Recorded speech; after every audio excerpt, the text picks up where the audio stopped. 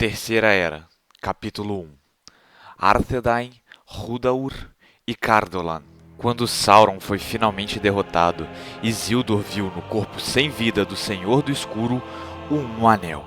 E ele então tomou a joia para si, como símbolo de sua vitória. E assim se deu início à Terceira Era da Terra-média. E após a sua sofrida vitória, os exércitos da Última Aliança voltaram aos seus respectivos lares. Porém, com a morte de Gil-galad, os Elfos de Lindon ficaram sem rei, enquanto que Gondor perdeu Anarion e Arnor perdeu Elendil. E o reino élfico do norte, Lindon, deixou de existir como um reino após a queda de seu rei. E os elfos que habitavam as vilas e cidades do reino passaram a viver como povos livres, independentes uns dos outros. Porém, Círdan, o Elfo dos Portos, permaneceu em Lindon e foi consagrado meio que como um líder daquele povo. E foi nessa época que muitos Noldor começaram a deixar a Terra-média, utilizando a rota plana que levava até Aman. E Círdan permaneceu nos Portos Cinzentos, construindo barcos para todos aqueles que desejassem navegar a oeste. Mas voltando aos homens, Isildur voltou a Gondor e plantou uma muda da Árvore Branca na cidade de Minas Tirith, em homenagem ao seu irmão Anarion. E no segundo ano da Terceira Era, Isildur nomeou seu sobrinho, Meneldil, filho de Anarion, como rei de Gondor. Então partiu para o norte, rumo a Eriador, para governar o reino de Arnor, sucedendo assim seu pai. Mas enquanto sua caravana passava pelos campos de Lys, ela foi atacada por orcs de Mordor querendo vingança. Neste ataque, 3 dos 4 filhos de Isildur foram mortos e ele mesmo fugiu, com um anel e um cordão em seu pescoço. E tentando desesperadamente escapar dali, ele atravessou um rio, mas foi alvejado pelas flechas inimigas. E assim morreu Isildur, o primeiro rei de Gondor. E o Um Anel se perdeu na correnteza do rio. Mas acontece que na caravana de Isildur também havia alguns elfos de Rivendell, e um deles conseguiu escapar. E ele carregava os fragmentos de Narsil, a espada de Elendil que Isildur usou para derrotar Sauron. E ao chegar em Rivendell, o elfo deixou este tesouro dos homens aos cuidados de Elrond, pois Narsil uma vez havia pertencido a Elros, seu irmão gêmeo, que escolheu se tornar um homem mortal ao final da Primeira Era da Terra-média. E, a partir daí, houve uma longa época de paz, onde nada de interessante acontece.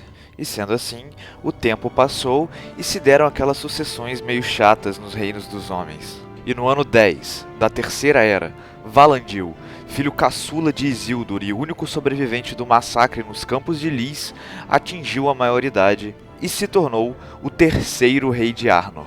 E no ano 158 da Terceira Era, Meneldil, filho de Anarion, morreu e seu filho, Kemendur, se tornou o quarto rei de Gondor.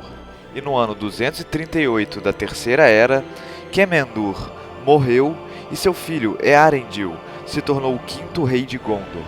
E no ano 249 da Terceira Era, Valandil morreu e seu filho, Eldacar, se tornou o quarto rei de Arnor. E no ano 324, Earendil morreu e seu filho Anardil se tornou o sexto rei de Gondor.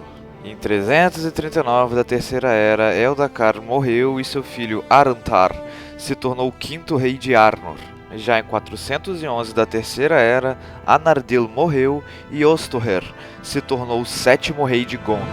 Em 435, Arantar morreu e seu filho Tarsil se tornou o sexto rei de Arnor. E em 490, os homens do extremo leste que eram devotos do culto a Morgoth atacaram o reino de Gondor. E esse ataque acabou causando a morte do rei Ostoher. Mas seu filho, Homendasil I, agora o oitavo rei de Gondor, conseguiu repelir os ataques, que só foram cessar definitivamente no ano 500 da Terceira Era. Só que a mágoa ficou na cabeça dos rapazes, que voltaram para o leste meio chateados. Então, os homens do leste invadiram Ithilien de novo, mas foram derrotados. Então Gondor decidiu acabar de vez com essa putaria e partiu em uma campanha até a casa dos caras, o mar interno de Hum. E em um ataque feroz, os Dúnedain expulsaram o povo de lá e conquistaram aquele território, expandindo assim as fronteiras do reino de Gondor. e isso acabou deixando os adoradores de Morgoth mais chateados ainda. Mas vamos lá, em 515 da Terceira Era, Tarsil morreu e Tarondor se tornou o sétimo rei de Arnor. Em 541, Romendacil I morreu e seu filho Turambar se tornou o nono rei de Gondor. E no ano 602 da Terceira Era, Tarondor morreu e seu filho Valandur se tornou o oitavo rei de Arnor. E no ano 652 da Terceira Era, Valandur morreu e Elendor se tornou o nono rei de Arnor. E já no ano 667 da Terceira Era, Turambar morreu e Atanatar I se tornou o décimo rei de Gondor, que por sua vez morreu no ano 748, tornando assim Ciriondil, seu filho, o 11º rei de Gondor. Já em 777 da Terceira Era, Elendor morreu e seu filho Earendor se tornou o 10º rei de Arnor. E por fim, no ano 830 da Terceira Era, Ciriondil morreu e seu filho Taranon Falastur se tornou o 12º rei de Gondor. E com ele começou o que ficou conhecido como a linhagem dos reis dos navios de Gondor, pois ele se mudou da capital Osgiliath e governou o reino a partir da cidade portuária de Pelargir, onde ele estabeleceu moradia com sua família. Durante seu reinado, Falastur se dedicou veemente a expandir o poder naval de Gondor e conquistou muitos territórios ao sul. As fronteiras de Gondor já estavam bem extensas na região nordeste, alcançando até o mar interno de Hum. E agora, o reino crescia também para o sudeste. E essa com certeza foi uma época de muita prosperidade para os Dúnedain que viviam no Reino do Sul. E particularmente eu imagino que Tolkien tinha histórias incríveis para contar sobre cada um desses reis e dessa galera toda. Mas como infelizmente ele morreu antes de ter a chance, vamos ao que interessa. No ano 861 da Terceira Era, Earendor, o rei de Arnor, morreu, e os seus 3 filhos reivindicaram simultaneamente o direito ao trono de Arnor. E então a família dos Dúnedain do Norte se dividiu em 3 casas, e uma guerra civil estourou entre elas, com muitas baixas nas 3 frontes. E ao final dessa briga entre os 3 príncipes, o reino de Arnor se fragmentou. Cada um dos filhos do antigo rei declarou a sua soberania monárquica, constituindo seus territórios a partir das 3 principais cidades do reino. E assim foram formados 3 pequenos reinos dos Dúnedain em Eriador, dentro do território de Arnor.